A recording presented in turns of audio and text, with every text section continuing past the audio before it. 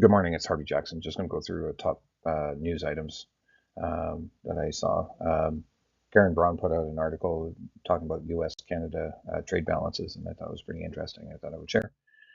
First off, some bullish news on wheat. The drought in Ukraine is actually looking like it's going to be a little bit more impactful. You can see that there's actually a fair bit of drought in the Grace NASA soil root zone, and that could actually have an impact on especially France or Germany and maybe parts of France as well, the two top. But you got to realize that there's a lot of wheat grown in every country, and if that's going to be an issue or not.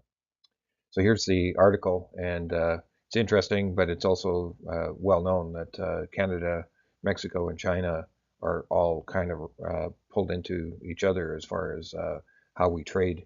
Canada, you can see that there's a you know export destination of products. It's pretty stark to say that you look at how much U.S. and Mexico export to United States, and likewise, we're strong partners of the United States as well. China, maybe not quite as much, but it's still definitely dependent on the U.S. It's one of its major trade partners.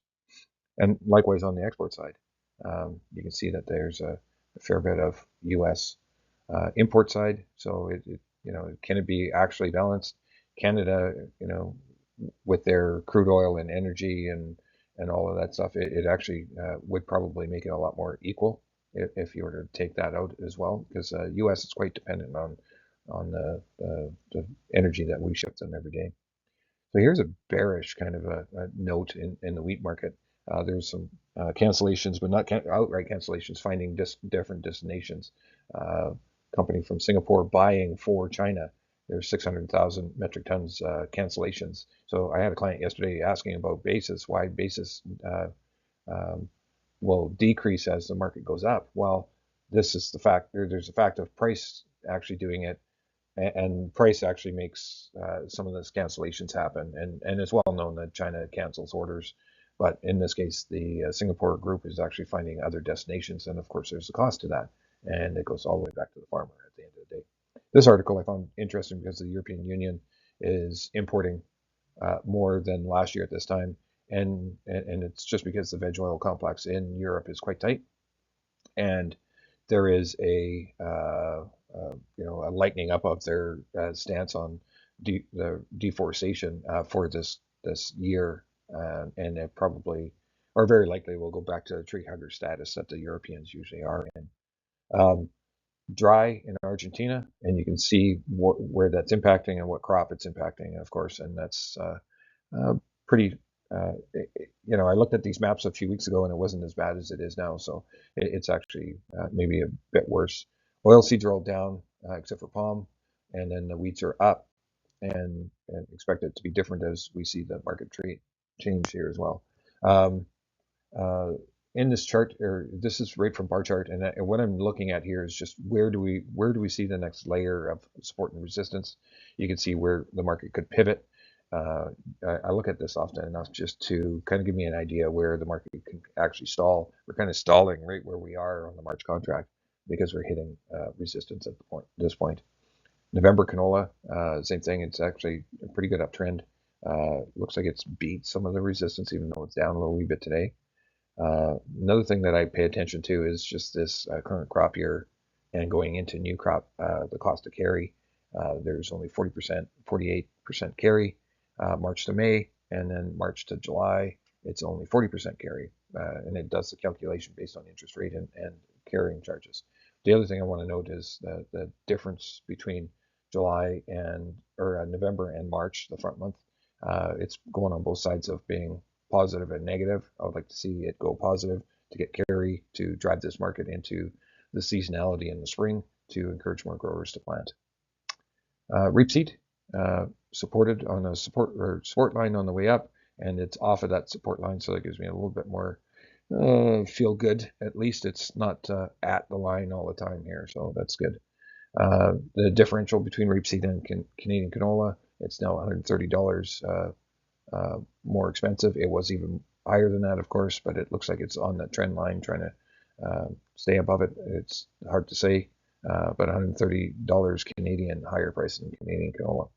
Rapeseed, big moves during the tariff, no tariff scenario, and you can see how that maybe stands out on the chart there.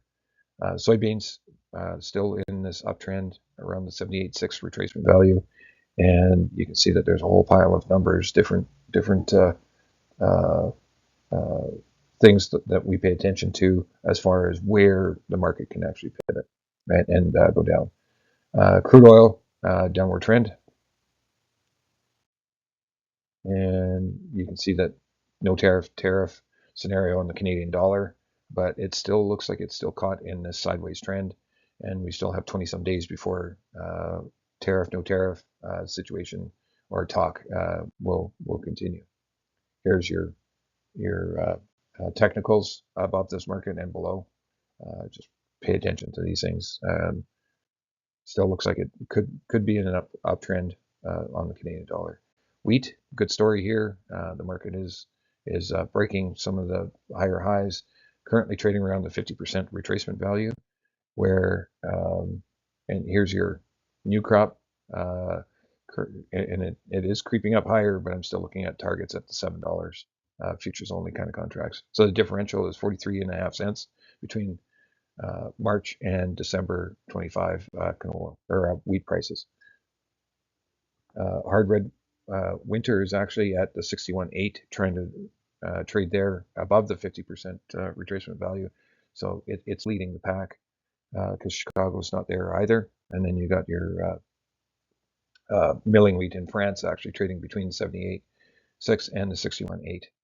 And corn trying to hit its get through the resistance that it's currently seeing, just shy of $5. And then if it gets above that, there's 507 and 529. Lean hogs had a bad day 2 days ago and a good recovery yesterday, and still recovery, into today. Sorry, and live cattle has not had a good day or a good few days. Still should look at putting some sort of support underneath this market, just in case it wants to keep faltering. And February 7th, StatsCan, we'll be looking for some numbers to come out so that we can give you an idea what to look for on that report.